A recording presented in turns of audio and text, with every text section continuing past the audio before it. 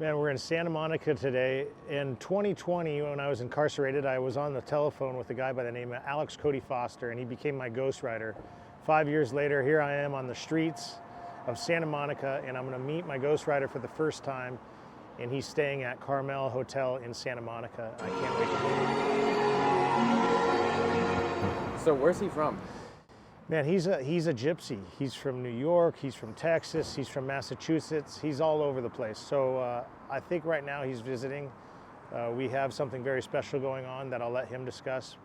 And I think what we want to do is, go for book number 2, My Life from Behind the Fence by the California Kid. This is the first time I've ever met him. I feel like he's my therapist. He's heard my whole life story.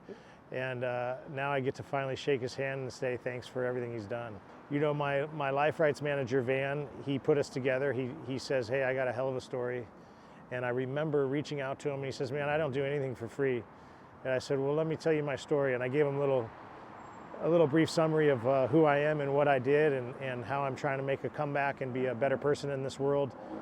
And he was sold on the story, and he says, you know what, I'll ghostwrite on one basis, that we go, a 60-40 split my way. And if this thing ever turns into a movie, that he's part of it.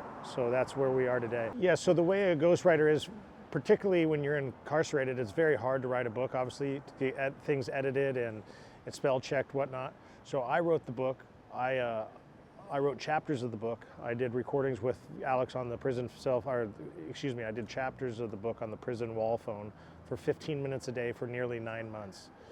And we put together chapter by chapter, and he perfected it, cleaned it up, and made it, basically what it is today.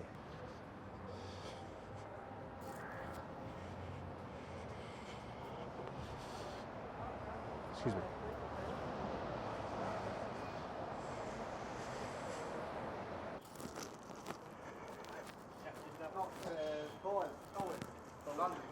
Okay.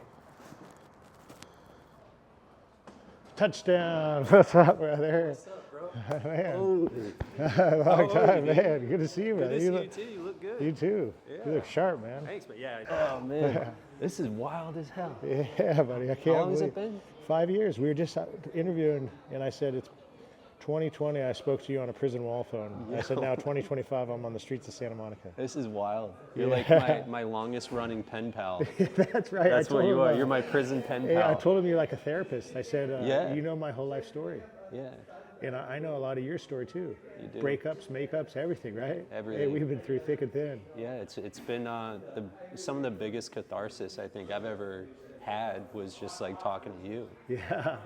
Because 5 years is a long time, and I've obviously we have a working relationship, but I think over time we establish a friendship too, and it's surreal. This is so badass. fucking surreal, and that you're out. I know. Whoever thought, huh? How do you feel about that?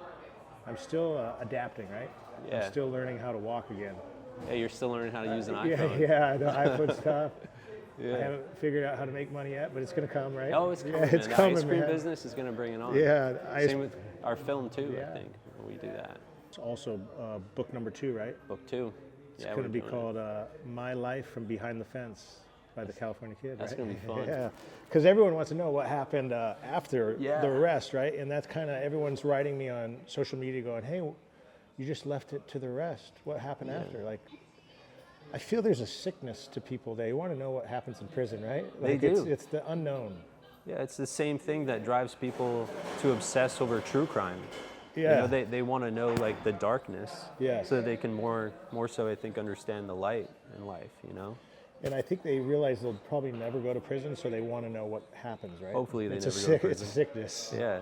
I hope nobody goes to prison, but unfortunately, those were the cards that were drawn, and I played them well, and here we are today. You adapted. Yeah, my book, The Man Who Hacked the World, it was about my own crazy, weird life, and my kind of sojourn in true crime and John McAfee. That was optioned by Clubhouse Pictures. They did the Oscar-winning movie I, Tonya. I think that's what LA's all about, right? Yeah, man. Everybody wants to be a TV producer. California. I don't know. Yeah, I would walk right here, man. I'd walk right by these people. I think back then, though, this was like... It was open. Open, Yeah, exactly, it was yeah. open. I would walk by and see them and just be like, fuck, I wish I had some of that food. Yeah, for sure. Now we're going to... Who's paying? I'm paying. Well, the producer. production... Yeah, the production The company's paying. producer, man. Yeah, exactly. He says it's a write-off. Exactly. We like write-offs. We do like And write-offs. tomorrow we have a known production company paying for the lunch break. exactly. They better pay, right? Yeah, they're They paying. want to do a deal with Oh, us. they're paying, buddy. Don't worry. That's the rule in the business. Yes. Well, let's go eat, man. Hey, I'm cool with the way you've been treating me recently. It's all a game in your head anyways. And you with your friends on the internet trying to be slicker to know that you're stuck in your